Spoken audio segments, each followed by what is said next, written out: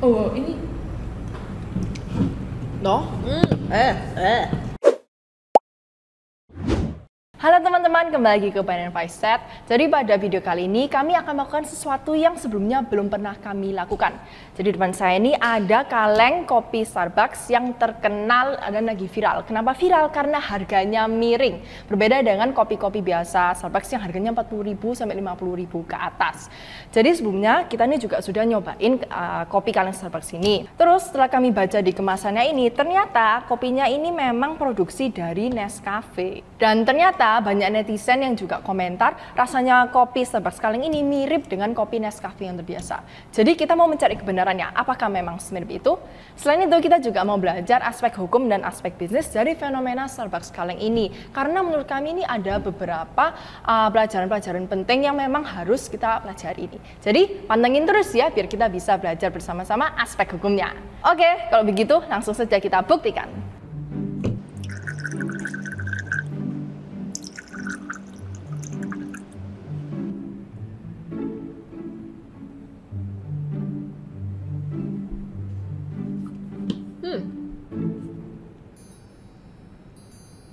Nescafe. Starbucks.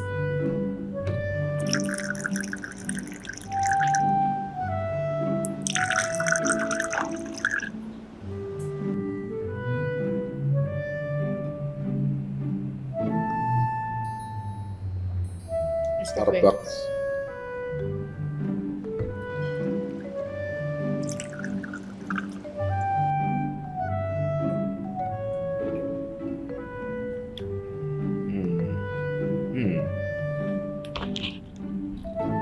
Kayaknya Starbucks.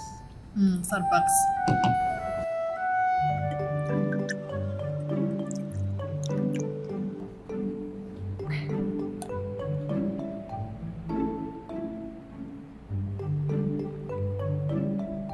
Nescafe nih kayak. Nescafe?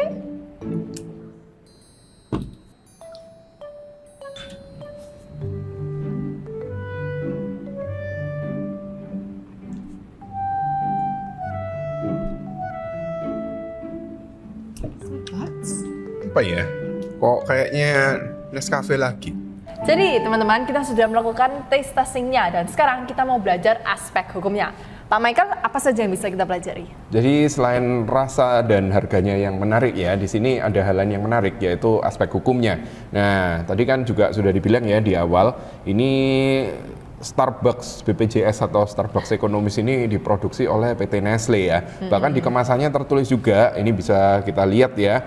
Nestle uses Starbucks trademarks under license. Nestle menggunakan merek dagang Starbucks berdasarkan lisensi. Jadi di sini kita mau bahas aspek hukumnya terutama mengenai lisensi. Jadi apa yang dimaksud dengan lisensi, lalu bagaimana cara melakukan lisensi itu, dan apakah ada syarat-syarat tertentu yang harus dipenuhi, begitu ya. Jadi memang lisensi itu secara umum biasa digunakan untuk memberikan izin kepada orang lain untuk menggunakan hak eksklusif atas suatu hak kekayaan intelektual. Tapi di sini kita mau membahas secara spesifik mengenai merek atau trademark, karena di sini kita melihat bahwa yang dilisensikan adalah mereknya ya atau trademarknya. Jadi lisensi atas merek atau trademark itu dilakukan ketika pemilik merek memberikan izin kepada pihak lain untuk menggunakan hak eksklusif atas mereknya tersebut.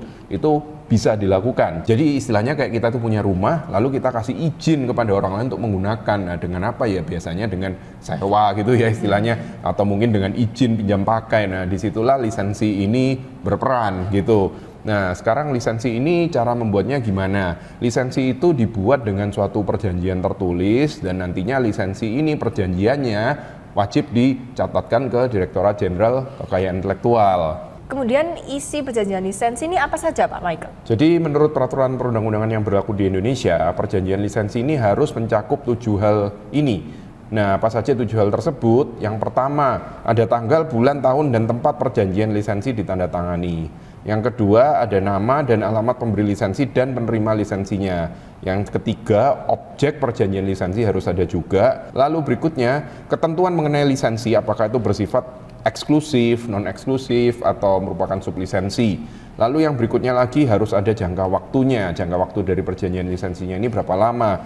Lalu wilayah berlakunya di mana saja, jadi itu yang keenam ya. Yang ketujuh, kalau untuk paten, harus dicantumkan pula siapa yang akan melakukan pembayaran biaya tahunannya. Jadi harus ada 7 hal tersebut ya dalam suatu perjanjian lisensi. Tapi kalau di luar 7 hal tersebut mau diatur hal-hal lebih lanjut, nggak masalah. Tapi minimum 7 hal tersebut harus tercakup dalam suatu perjanjian lisensi. Tadi kan Pak Michael ada bilang perjanjian lisensi ini harus dicatatkan. Konsekuensinya kalau tidak dicatatkan ini bagaimana Pak? Jadi intinya kalau perjanjian lisensi itu tidak dicatatkan, maka hanya mengikat ke para pihak yang membuat perjanjian lisensinya dan tidak mengikat ke pihak ketiga. Nah ini dulu kita sudah sempat bahas ya di salah satu video kita. Jadi bagi teman-teman nanti yang mau belajar lebih lanjut tentang konsekuensinya apa bagi perjanjian lisensi yang tidak dicatatkan, langsung aja ke video kita yang sebelumnya ya, nanti kita kasih linknya. Lalu selain lisensi ada aspek hukum apa saja Pak yang bisa kita pelajari? Oke, dari sini mungkin kita bisa belajar juga ya bahwa dalam melakukan suatu bisnis, walaupun bisa dibilang Nestle dan Starbucks ini adalah competing companies ya, tapi mereka juga melakukan suatu bentuk kolaborasi bahwa di era sekarang ini istilahnya kan collaboration is the new competition gitu ya. Nah, tapi jangan asal kolaborasi, kita harus juga punya aturan mainnya supaya kolaborasi atau kerjasama ini tidak kandas di tengah jalan, tidak menjadi keributan atau suatu perselisihan ke depannya. Nah, dalam menjalankan suatu kerjasama ya, kita harus mempersiapkan terlebih dahulu sejak awal supaya hal-hal yang saya sebutkan tadi itu tidak menjadi kenyataan, atau mungkin untuk memitigasi resikonya. Jadi maksudnya ya namanya suatu perselisihan itu mungkin tidak dipungkiri sering terjadi ya dalam hubungan bisnis. Namun jika sampai terjadi, kita bagaimana caranya untuk meminimalisasi resikonya, untuk mitigasi gitu ya. Karena biasanya prinsip dari kita di sini adalah mitigasi sebelum litigasi. Jadi kita mengutamakan mitigasi dari resikonya sebelum kita melakukan litigasi gitu ya. Nah, sekarang apa saja yang perlu dipersiapkan? Yang pertama, yang paling utama adalah kontraknya. Kontrak dari kerjasama ini harus jelas. Jadi skopnya, aturan main para pihaknya, hukum yang berlaku bagi para pihak ini harus jelas. Itu semua dibuat dalam bentuk kontrak. Bisa as simple as perjanjian kerjasama, atau kadang tapi kerjasama ini ada juga yang dibuat ke next stepnya, yaitu dengan membuat suatu PT. Kita kadang sebutnya PT joint venture gitu ya. Karena kita kalau ngomong joint venture kadang ada yang nggak dibikin suatu PT. Seperti contohnya Starbucks dan Nescafe ini atau Nestle ini saya rasa nggak membuat PT baru ya. Jadi nggak ada suatu bentuk PT yang joint venture atau perusahaan yang joint venture. Tapi di sini mereka sepertinya menggunakan suatu skema kerjasama saja, di mana jadi mereka pakai mereknya Starbucks, mereka co-branding atau mungkin saling cross promotion atau gimana, itulah kita kan nggak lihat perjanjiannya ya, jadi kita nggak tahu, tapi itu dimungkinkan untuk dilakukan, di mana lalu produksinya dilakukan oleh Nestle. Jadi disitulah kita pentingnya ada perjanjian-perjanjian itu.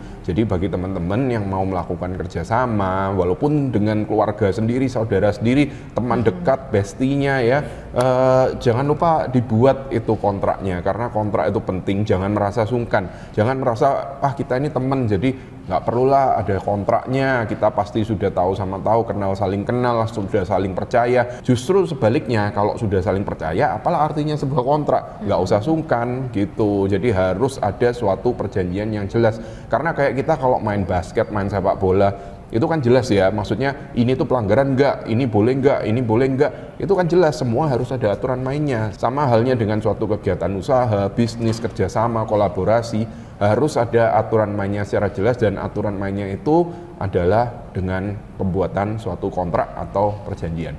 Mungkin gitu sih pelajaran singkat dari kita hari ini. Oke teman-teman, di masa kini walau kita bersaing, kolaborasi itu tidak kalah penting. Sekian video Panen Vice Chat kita pada hari ini, semoga bermanfaat. Jangan lupa permen ya, pertanyaan dan komentar. Bye-bye. Ya, direkam. Reaction time. Kan beda ini. Dua orang ini Ceceo yang ini.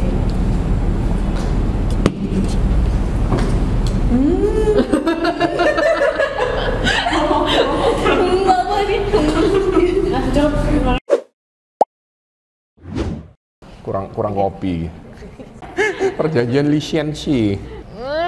Oke teman-teman, walau bersaing. Padahal ini belum penutup temenan. Walau kita bersaing. Walaupun kita bersaing. Begini situ loh, misalnya ngambuk itu kayak push. Nomor 1, nomor 2, itu lagi ngerekam dah. Iya. Nomor 3, never again. Aduh, perutku. Kopi, air, kopi, air, kopi, air. Merry Christmas.